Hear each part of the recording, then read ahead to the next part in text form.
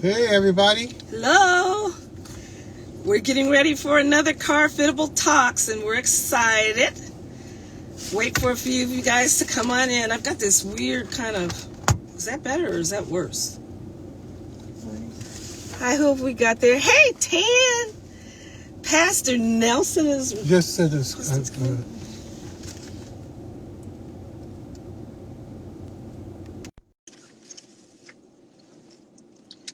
Hello. It's good to see you. Let's see if we get some more people in. There he is. Hello. Hey, what's going on, y'all? How Hey, you doing? we're sitting in our car ready to talk to you from Car Fittable Talks. So, and we are hot in this car. It is hot in LA. Is it hot where you are? Yeah, it is. Oh, gosh. Yeah, it's supposed to be a heat wave this week, I think. Sure. But what is a heat wave to California? Is that like Well, in the that means it's 90s? over 100 degrees. Oh, yeah, that's real heat. Yeah, it's trying to So get you're in crazy. Baltimore or where? Where in Yeah, in Maryland? Baltimore, Okay. Maryland. So everybody, we're going to wait for a few more people to come on. And so we're waving hi. We see, I think, Bahai, and we see, I think that's Nelly or Neely. And I know we've got Tan on and Shaka and people coming in. Neely's Oh, a here you Neely Dickerson? go. Oh, no, it's not Neely. Oh, okay. Anita Wilson is on. Jason, you got to say hi to Miss Anita What's up, Wilson. Anita? How are you, sis? She is so wonderful. She's got I think it's something like Car Fittable Talks that she's getting ready to do. And so I just did an interview with her. That was great. Rick I see Robinson. Rick just joined in. What up, bro? Yeah. I am Brandon Groves. So Monte. We've got people rolling in. So that is really, really great. Yeah, I'm really looking forward to this talk because I mean, you know Vicki more than myself. So I'm really looking to get to know you a little bit better and just Have kind you of see guys what's going met on. before, really? I don't know if I've ever met I don't Claude think so. in Bring yourself in person. a little bit more, Claude. Yeah, Bring your I'm head in. I'm in. a little bit. There you go. I can't. Husband and wife team, honey. There's nothing like it. Get comfortable here. Yeah. How long you guys been married? Going on 40 years. Oh, wow. 40 years this Yeah. year, yeah. We have been at it for quite a while. How about you? We're 23 years and counting. 23. 23, Congratulations. and you've got 2 children. 2 kids, yep. Okay, Yeah. how old are they? My daughter is 20 and my son is 14. Oh, wow. So when did you get married? You got married early? I got married very early. I was 22 when I got married. Wow. Wow. Okay. Great. So you got to tell me, how have you kept that going? Because a lot of young marriages these days aren't going that well. Well, I think the constitution of a lot of married people now is different than what it was back then. Yeah. We didn't have the same kind of distractions when we got married that presently exist. Um, and I knew what I wanted. Okay. I had matured to the point where marriage was a very good option for me, and been faithful the whole time. Ain't no stepping Faithful. out, none of that kind of Mhm. stuff. Ain't no Yeah. Yeah. rumors, no nothing. It's been Hallelujah. me and her. Keep thee only unto her. That's right. Yeah. From this day forward. I say it makes things less complicated because I 23, don't like things 23. That's a complicated. good.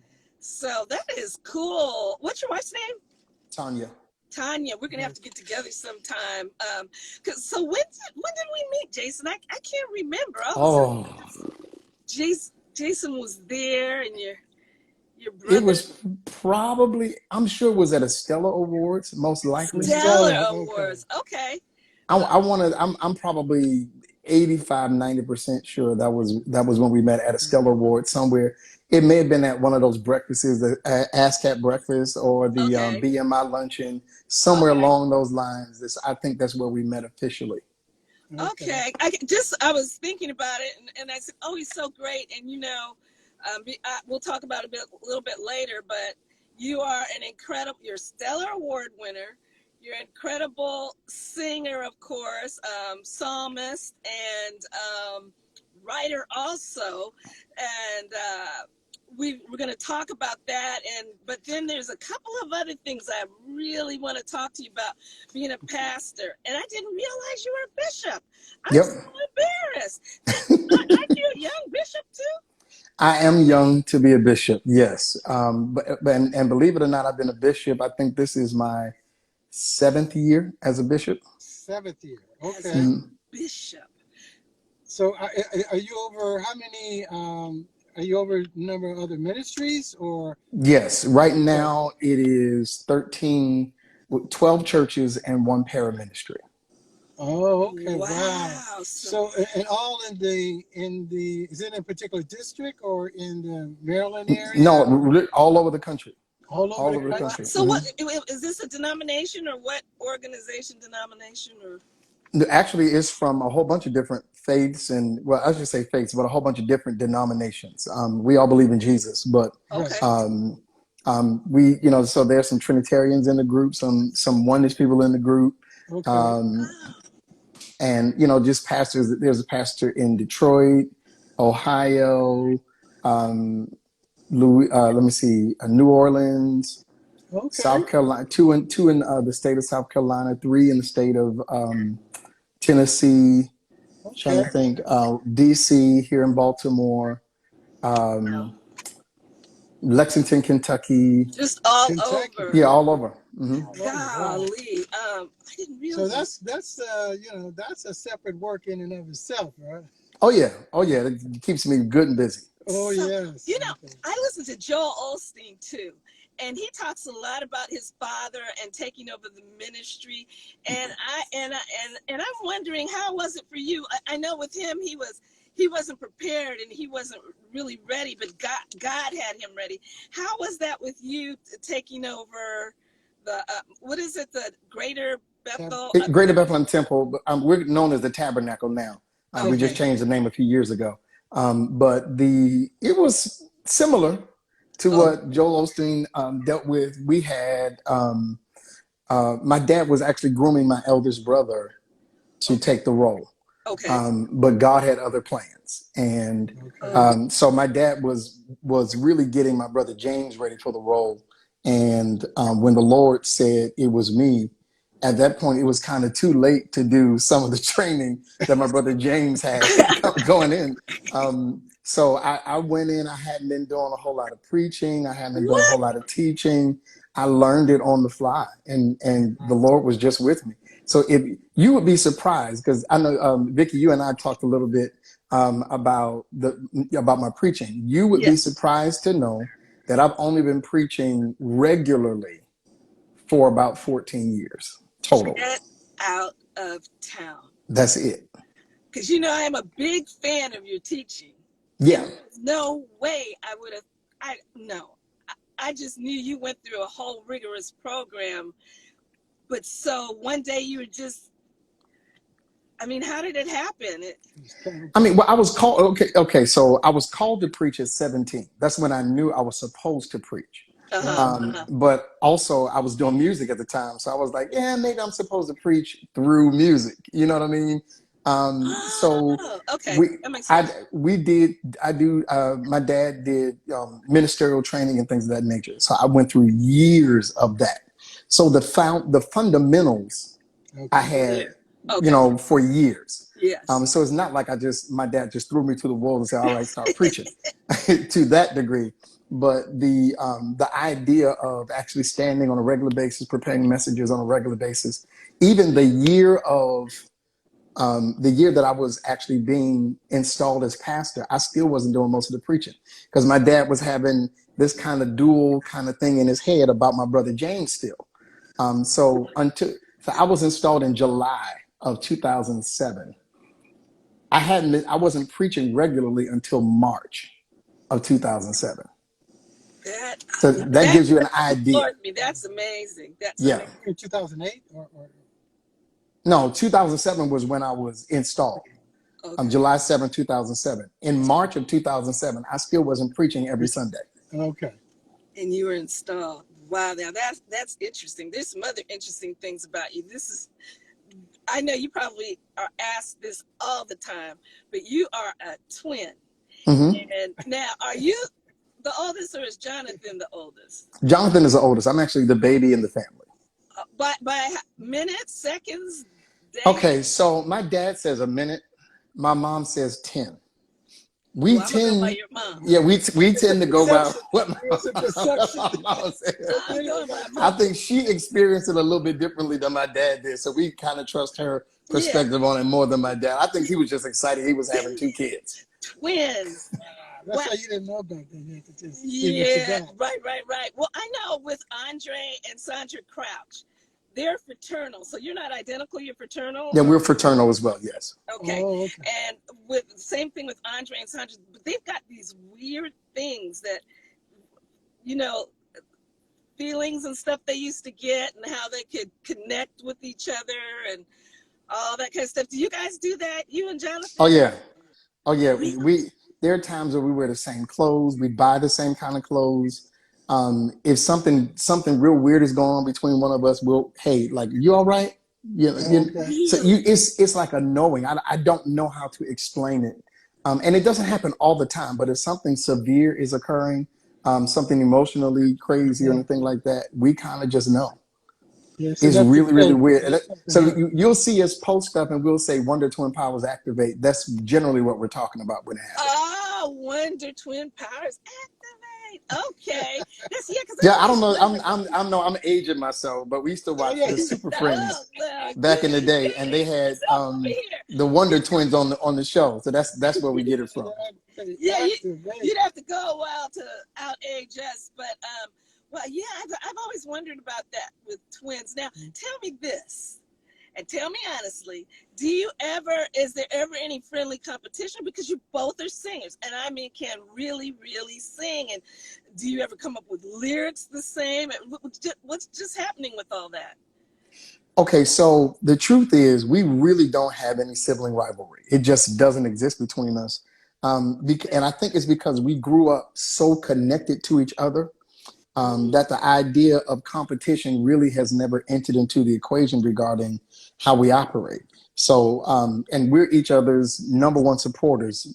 I mean, just okay. there's nobody who supports Jonathan Nelson more than Jason Nelson, and vice versa.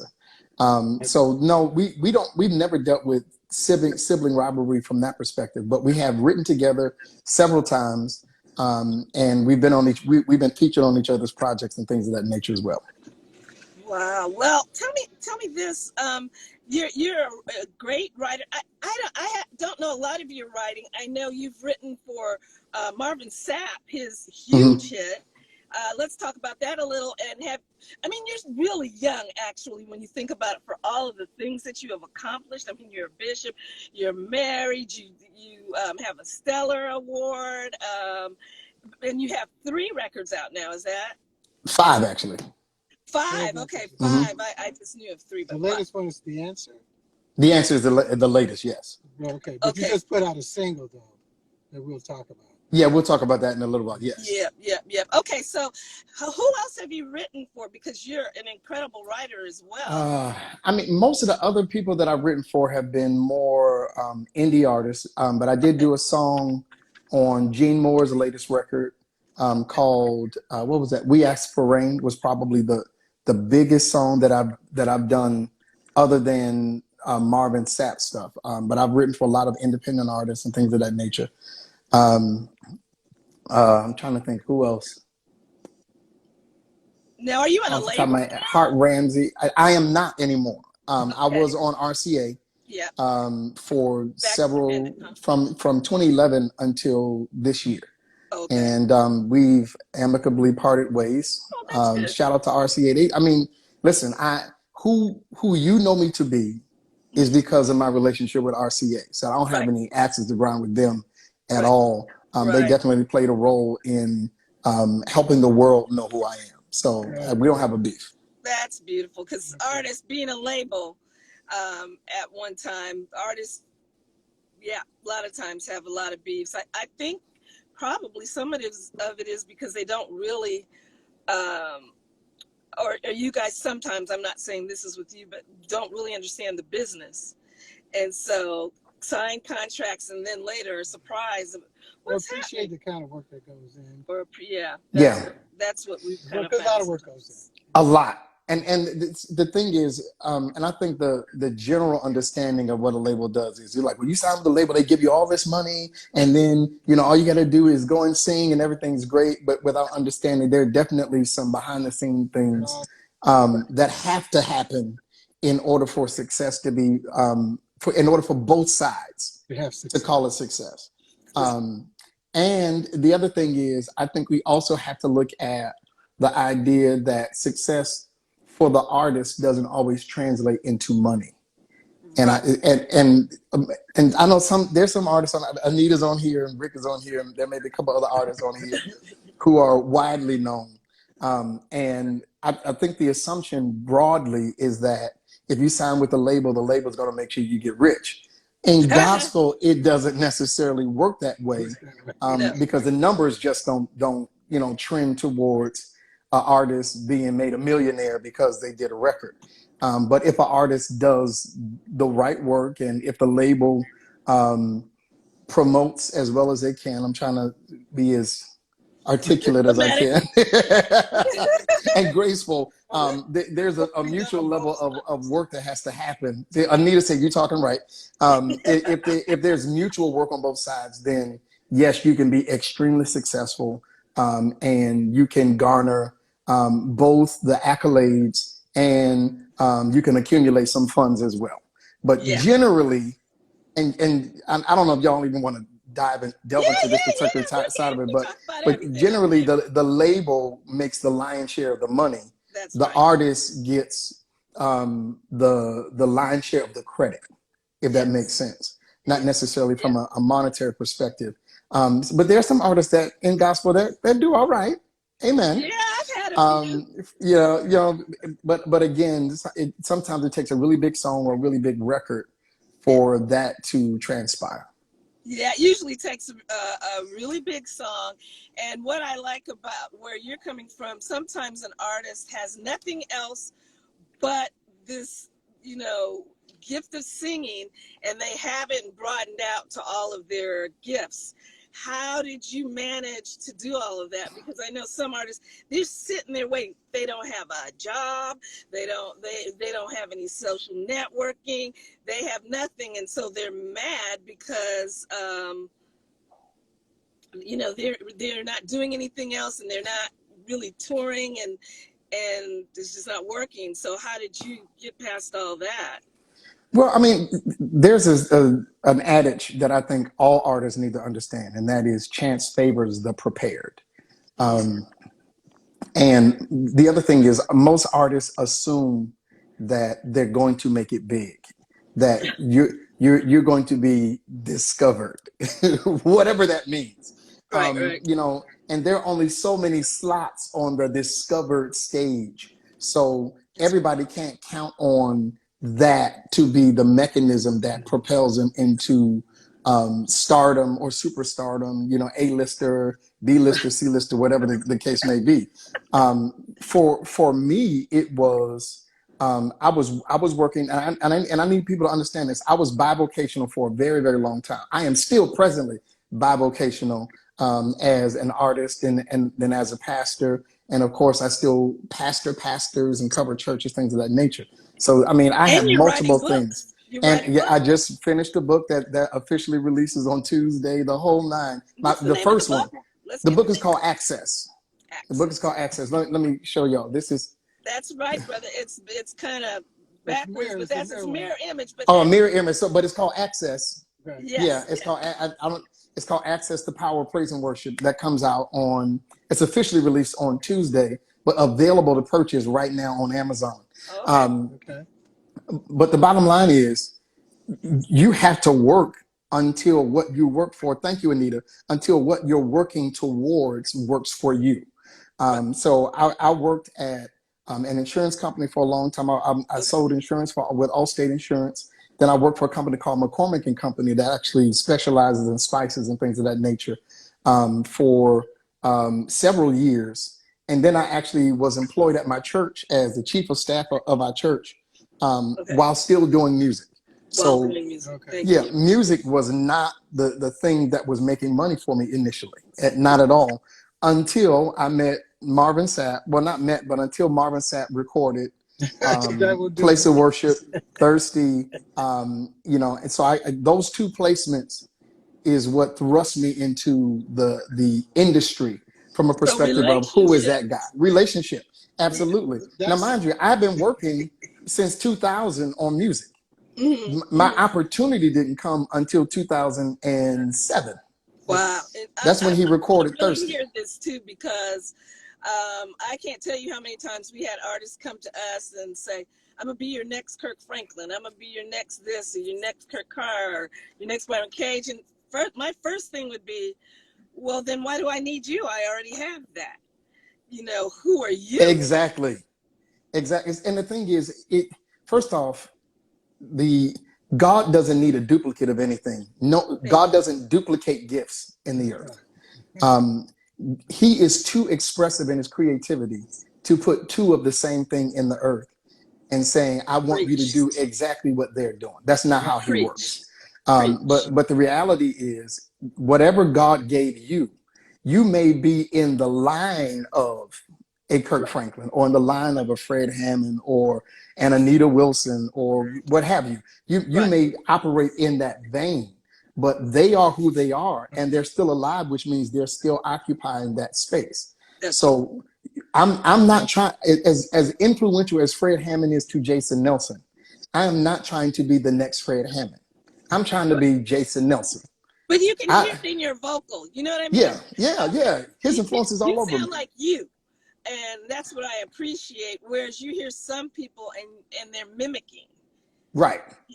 instead of letting the Holy Spirit flow through them uniquely. So yeah, I get that. But we we've talking about music, and we'll talk a little bit about your new single, but we've got some other questions for you for today. We always like to stay really relevant, and you're in Baltimore, Yeah. which has been the seat in some cases of political protest Hmm. and all of that, and Social justice. social justice. And am I saying the words right? Oh, not necessarily, because sometimes we're not involved necessarily in political protests, but in social justice Yeah.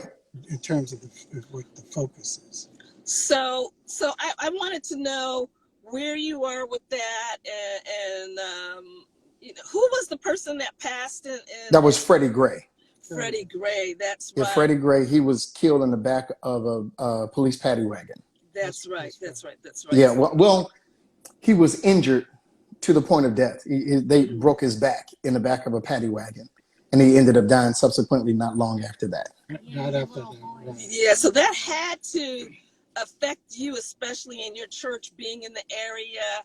And I don't know, you may have been doing things before as well, but let's talk about the activism of the church. What's going on? How are you feeling about everything that's going Okay. Well, I'm here for all of that. One, the church, and I think the prelude needs to be justice and the church have always been intertwined. on? Yes. Because the message of Christ cannot be separated from the message of justice. So we can't talk about the righteousness of God without also talking about the justice of God and the judgment of God. You can't separate those ideals. They are tethered together from the beginning, even when we are introduced to Jesus. And I hate to wax preacher-ish, but Yeah. I think it goes along with, it gives credence to the conversation. When Jesus is introduced, one of the things that it says is that the government will be on his shoulders. So they connect Jesus to the political realm, but they also connect Jesus to the prophets. I'm saying when I say they connect Jesus to the idea of justice. Talking about justice flowing like a mighty stream, things of that nature. So and then when Jesus walked to earth, he walked to earth to create justice in the earth. First for Israel, and then obviously for the Gentiles. So the church is connected in the church is connected in that particular way. So for us, when Freddie Gray died, I think you also have to know your metron with regard to activism. Mm-hmm. Everybody is not called to walk the streets. Mm-hmm. Everybody is not called to live protests. I think there's a temperament that has to be attached to that. And there's a level of sobriety that you have to walk in to do that. I know my temperament, I can flare, with regard to my interaction with people. So I know you don't want Jason on the front line of a protest. that's not going to be a good thing. But there are other ways to be active, and our church plays a big role in that. So we're very active in our community, very very active with raising awareness. At this point now, we're talking about getting people to vote, but also we're raising awareness about the injustices that are presently occurring. And I think what's happened now is a lot of preachers are starting to recognize that connection between Jesus and justice. And there's some people who are like, why are you talking about so much justice and black this and black that, blah, blah, blah, blah, and Black Lives Matter, all lives matter. Okay, if all lives matter, we wouldn't have to say Black Lives Matter. And I think that is as cogent an argument as I can make. When you're still talking about the inequalities that happen in the social system, the fact that Kamala Harris was just chosen to be vice president, to run for vice president of the United States, and the very next day, the other side is talking about, well, she's not really an American, she doesn't really fit the mold, birtherism, all those kinds of things. That's justice, and those are the things we have to defend. Yeah. Do you know that there was a mayor in Virginia that just called, just called Kamala Aunt Jemima? Yes, ridiculous. But that shows that the belly of racism is still very, very active. It's very active. And go ahead, Claude. I'm sorry. No, I'm saying in that regard, the ministries generally have. Do you have in your ministry? Is it part of a sense of purpose and one of the goals of your ministry to participate in this area of social justice? Honestly, that hadn't been the case, but we now are trending towards that more and more. I think we had to evolve into that. One thing is, again, you have to have the right personnel to do that. Number two, you have to have people who understand what it means to operate in those realms. So right now, like a lot of our leadership staff we have lawyers and people who are very socially aware. And I think those were the components that were necessary because, again, you can be a front person but not have the requisite information to be effective in that particular regard. Yeah, the infrastructure has to be in place. And I think one of the reasons why we weren't as active socially before was because we didn't have the requisite infrastructure to maintain it beyond, a Black Lives Matter post, and then everything kind of dies down. But now there is an awareness and awakening and proper placement in order to make that happen, so that we have people who are filling in those gaps, giving indications, hey, things are kind of trending this way.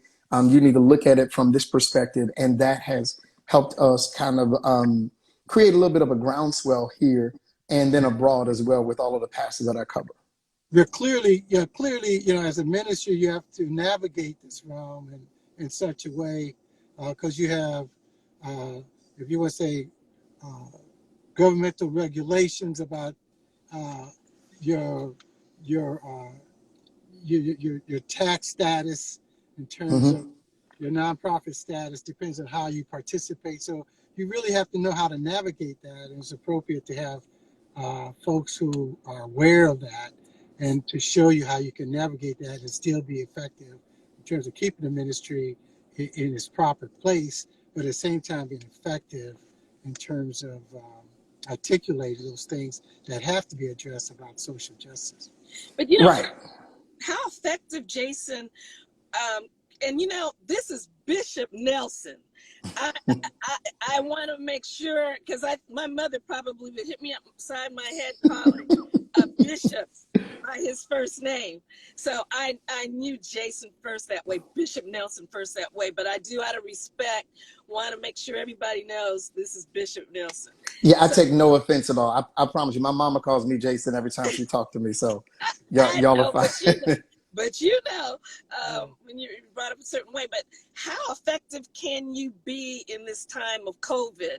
What are you doing at your church? I mean, are you guys meeting? Are you one of the churches that thinks that you should meet and you don't want anyone to tell you that you can't meet? I mean, how do you feel about all that and how do you navigate that?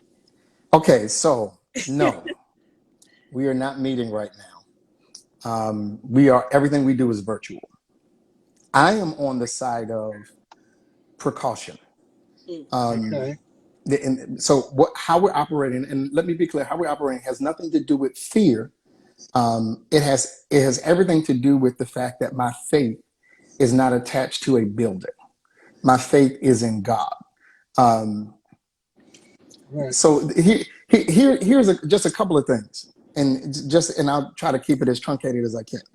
Um, We just talking. One, yeah, true, but We got one, some more. We got some more for you.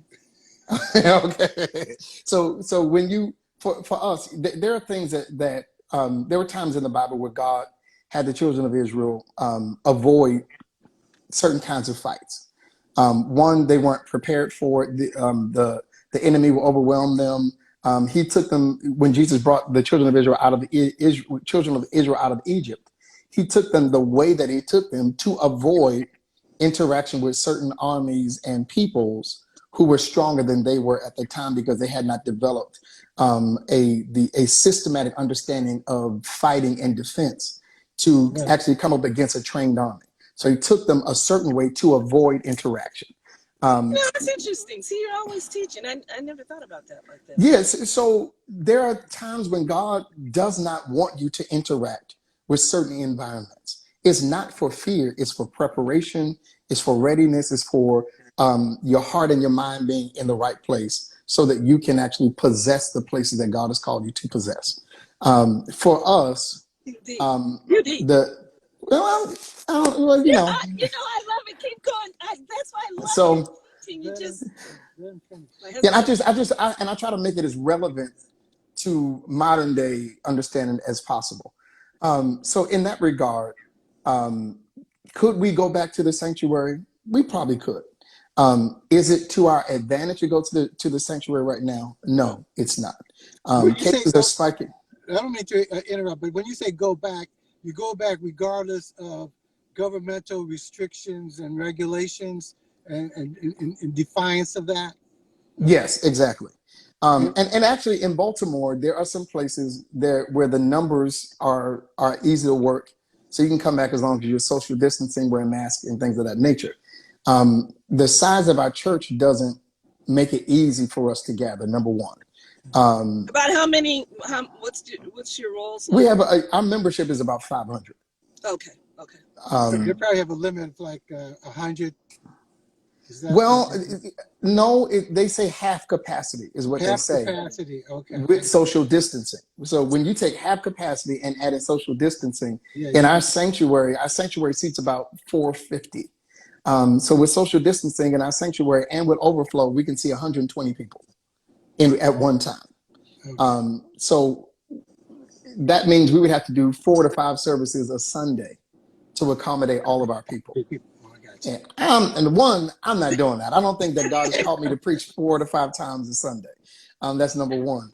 Um, No, that's Beyond that, though, just the idea of having to separate, there has to be an hour to hour and a half between every service so that you can clean and all that kind of stuff. These are Oh, things that people don't consider. You got to have, and it has to be done professionally. So you have to professional. right. hire a company that would basically be on standby all day long to clean in between services, things of that nature. Restroom. When I could preach one time on a Sunday, reach our entire congregation plus thousands of other people Right. via social media, and the only person who is at risk is me.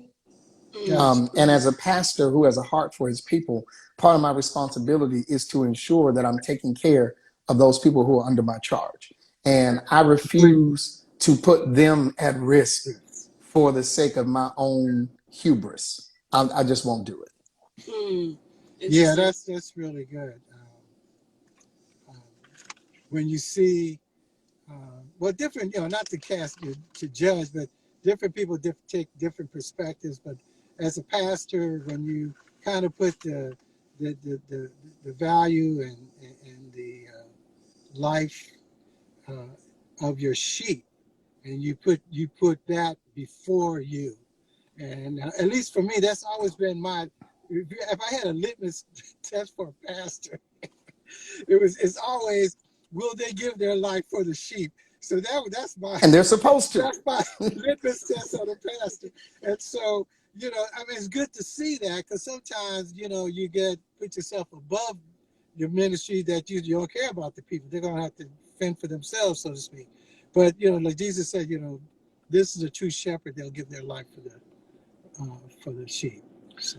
Well, yeah, we've been on some heavy topics.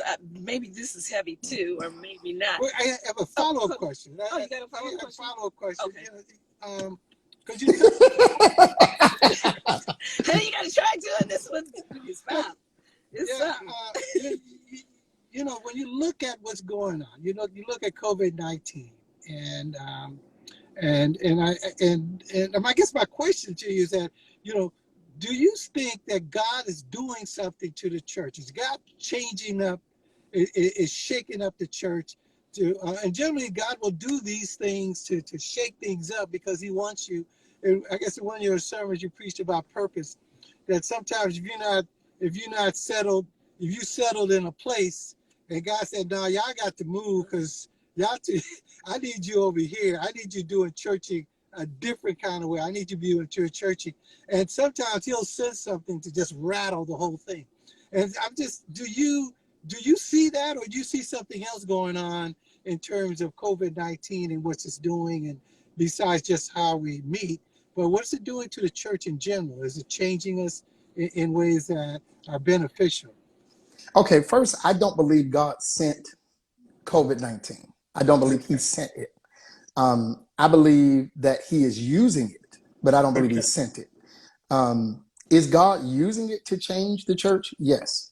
I think the church was so heavily reliant on the former way of doing things that we had built monuments to the idea of what church has become, instead of being the ideal of what God intended. And I think that part of what's happening with coronavirus and COVID-19 is that God is disconnecting us and breaking our traditional attachment to, we have to gather in churches in order to be effective, and taking us back to more of a first century church, where we're more analogous to what God released into the earth at its beginning. The first day that the church was instituted, on the day of Pentecost, over 2,000 years ago, the Bible says 3,000 people joined the church. There was no structure, no building that they went into to join. They joined the church based off of an experience that they had outside. So God initiated the church outside, not in a building. We have taken coming into a building and made that God's intention, when it really was a mechanism of convenience, if we're really honest. So I think that what God is doing is and again, he's not throwing the building away.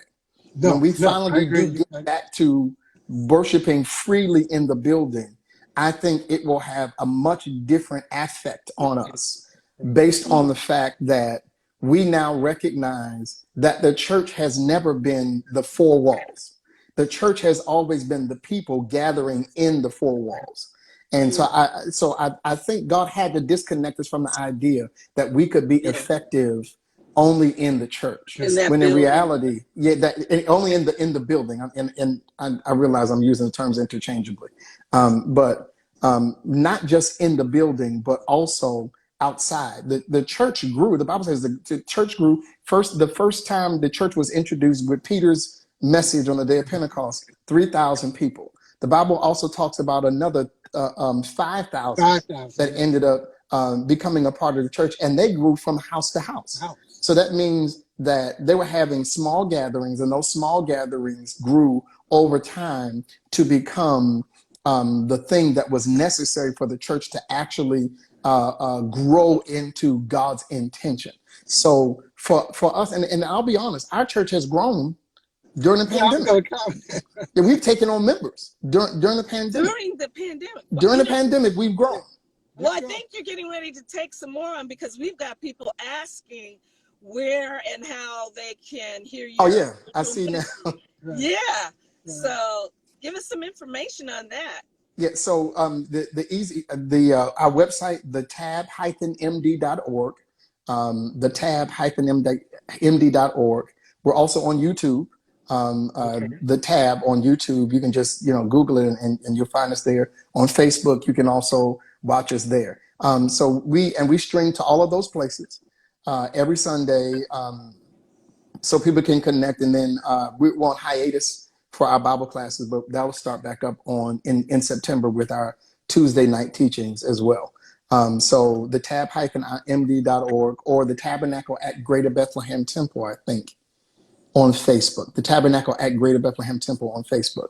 And then on YouTube, we're the Tabernacle as well. So if you're looking to follow and even connect with us, listen, our arms are always open. The doors are always open. The doors of the church stay open in a virtual community.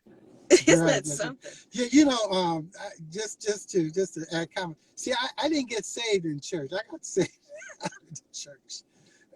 And Where did you get saved? I got saved at work. So I've always, so to me, and I like the way that you kind of. I will link it on my IG page. I'm sorry, I'm answering somebody's question. Go ahead.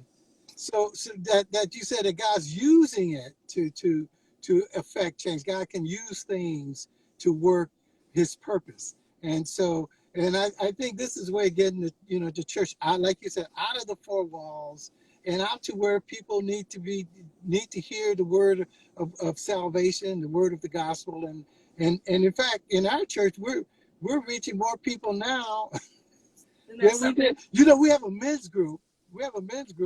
And we used to always meet, and with COVID, we Zoomed our meetings, and with more people attending our men's group than we did before. So it's just interesting how God can grow things in spite of what's going on. Absolutely. Well, I've told you this, and I'm going to tell you guys that are listening, if you don't know, this pastor, bishop, this man has a voice that's anointed and incredible. But I even love his teaching more than, I love it. So I do.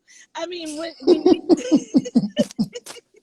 I was going to try to say something to be cute, but your teaching is so deep. I always have to look up stuff or think about things afterwards. And now that you're telling me that you didn't even preach until after you were installed, you hadn't preached that much, I find is phenomenal.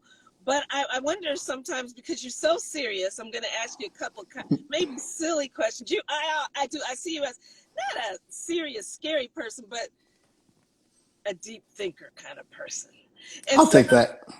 You get that from people? All the time. Yeah. People think I'm mean until they interact with me. Yeah, I didn't think you're mean, but your brother's also very gregarious person. Yeah, very jovial. Absolutely. So you guys have the two different personalities.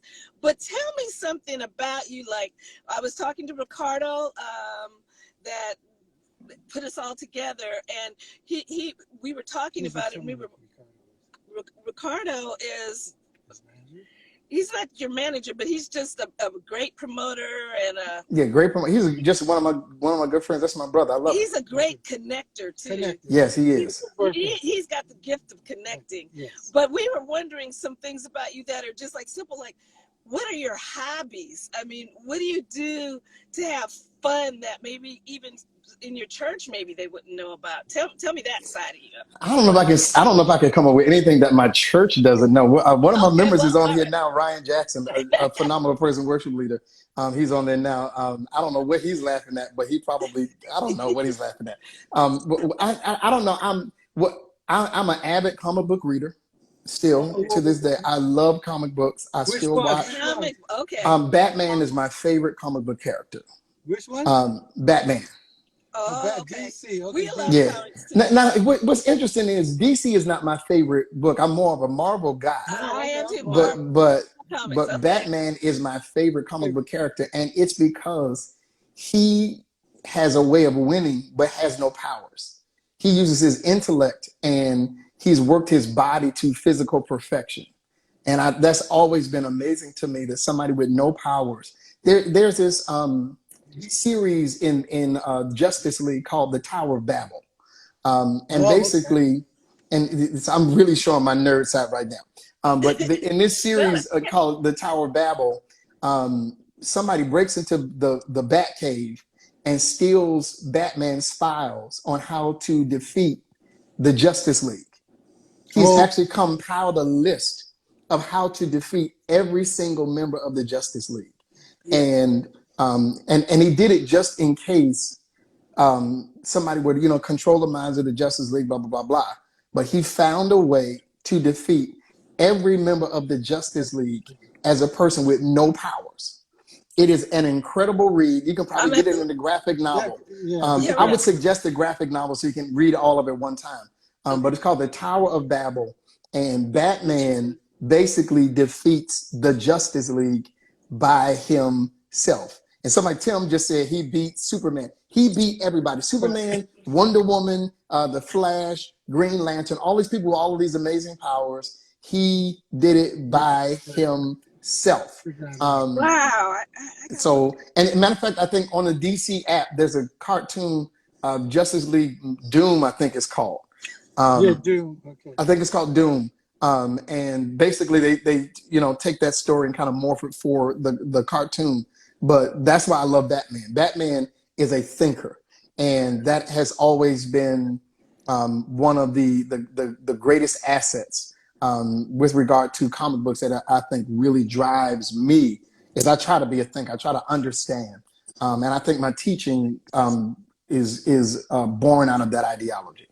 Wow, I love that. That's great. I always said But I they was. did touch on it in one of the Batman versus Superman. He's They did into all touch this. about. They touch on that about his plans to overcome each of the members. Yes, yes. But they touch on it a little bit. But I'll have to check out that graphic novel. I was just gonna say I've loved comics too. We love them, and I always said that I would be with the Avengers, and my name would be Harmony, but I could make notes. I could sing lyrics or make notes that would rattle you or lull you to sleep, or I would have all these powers like that. So we're really, he's going to have a birthday party, and it's going to be a superhero birthday. I love it. I A love it. virtual superhero birthday party. So we get that too. But there is one part, I think going back again to what we were talking about before, where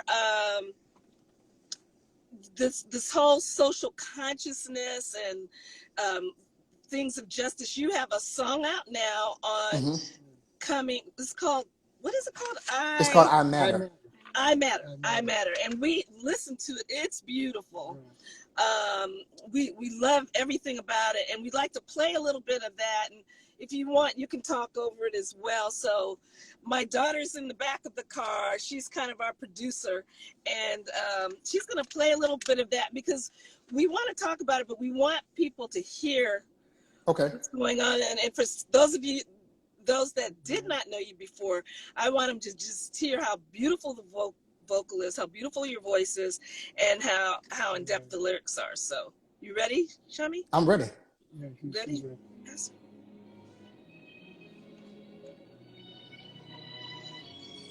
I can't breathe, let me live. There's more to my life than this. When will my life be considered equal? I can't run, I can't sleep. Why can't I walk down the street? Every day it feels like there's another sequel. My life matters. Why do you see a threat? Oh, those words right there. My life matters. You judge me and we never met.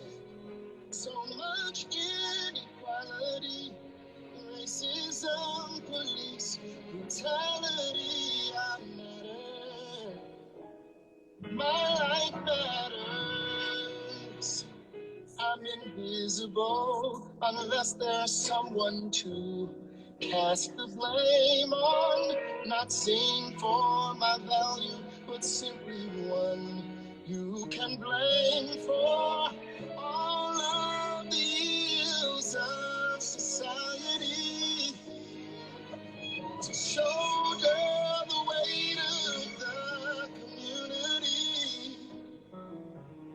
Guilty till proven innocent. The price of proof may be my death. Where's the justice? We demand justice. My life matters. Why do you see a threat? My life matters. You judge me and we never met. So much inequality, racism, police brutality. I matter. My life matters.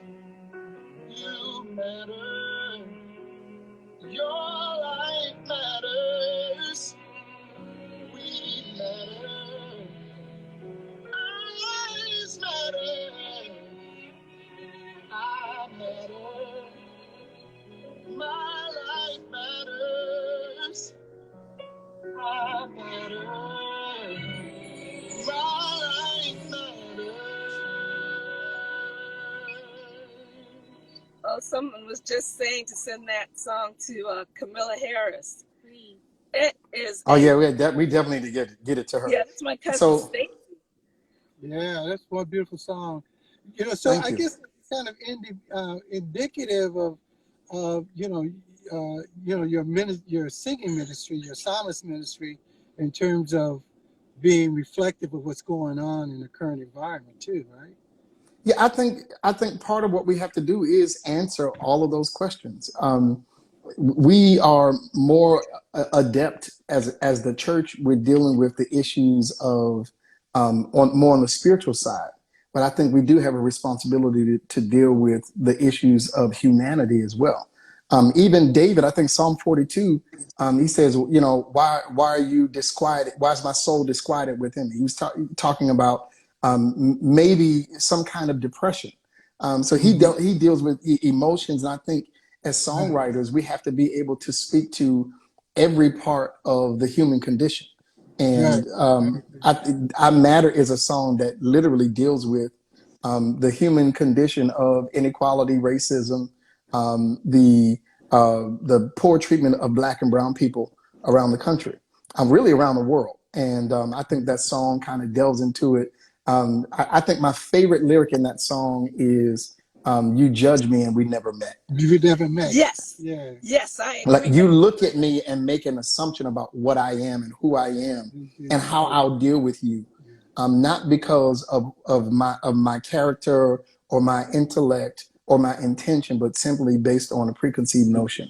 And I think as Black people, we need somebody who can articulate that to the world, that just because I'm Black, just because I'm brown, it doesn't mean I'm a threat to you. That's right. Yeah, well, we're really excited about the song. We've got people like Simone saying the song is so beautiful. Tanya clapping song. Were they able to hear it pretty good? Were you guys able to hear that? Yeah, were you guys able to hear Oh yeah, it? it was clear. It was very clear. Oh, good. Yeah, the So lyric. that song, just real quick, that song will be released. I think the actual release date is September the 4th. There's a video that's going to be released with it.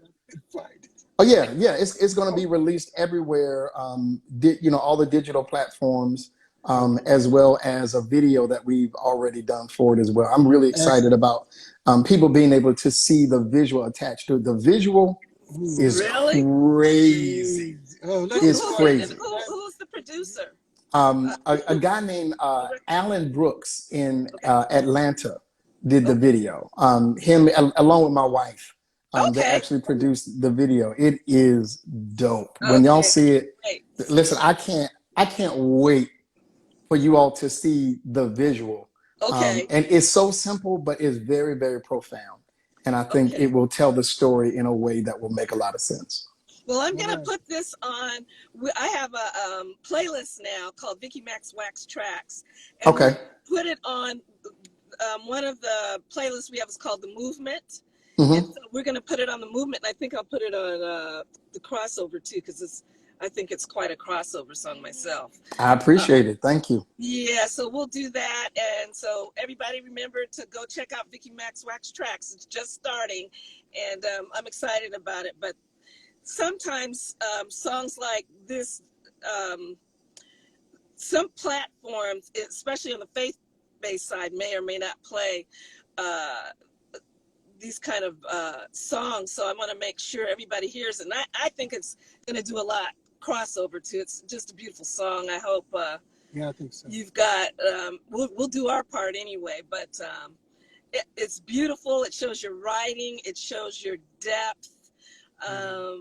Yeah, there's some other lyrics in there, just like My Life Matters. And then you say something else that was, when you said it, I went, oh! But, now I can't remember. But anyway. But that bridge is crazy. I'm invisible unless there's someone to cast the blame on. Not seen for my value, but simply one you blame for all of the ills of society. Right. And but then you make me shoulder the weight of all of the community. So it's like there's this juxtaposition of everything is my fault if it's good, and then everything is my fault if it's bad.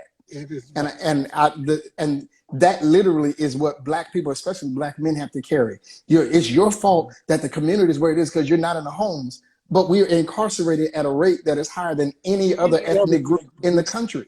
So there's a reason why there's absenteeism in the Black family.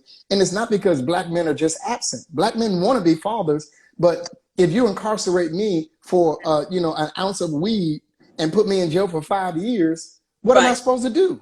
You know what I mean? And I think that we have to, as a society, recognize that the systemic part of racism has created the underlying causes that we're currently dealing with in our society. Exactly. And people don't get it. But we're getting ready to get shut off. One second. Just before we shut up, what's your next step?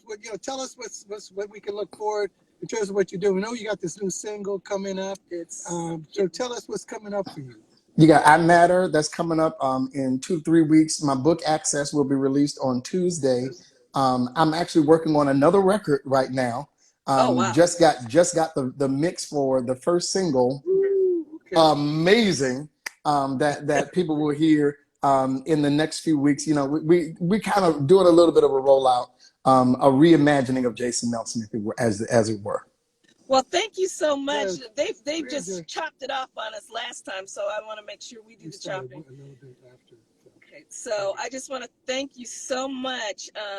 I've learned a lot about you, even so that was exciting. And we just want to thank you, and we want to thank everybody for tuning in. Yeah, God bless your ministry. Thank you all for having me. I appreciate it. But your ministry at the church as well too. Thank you, everybody. See you next week, where we're going to have some really exciting guests. Just remove it.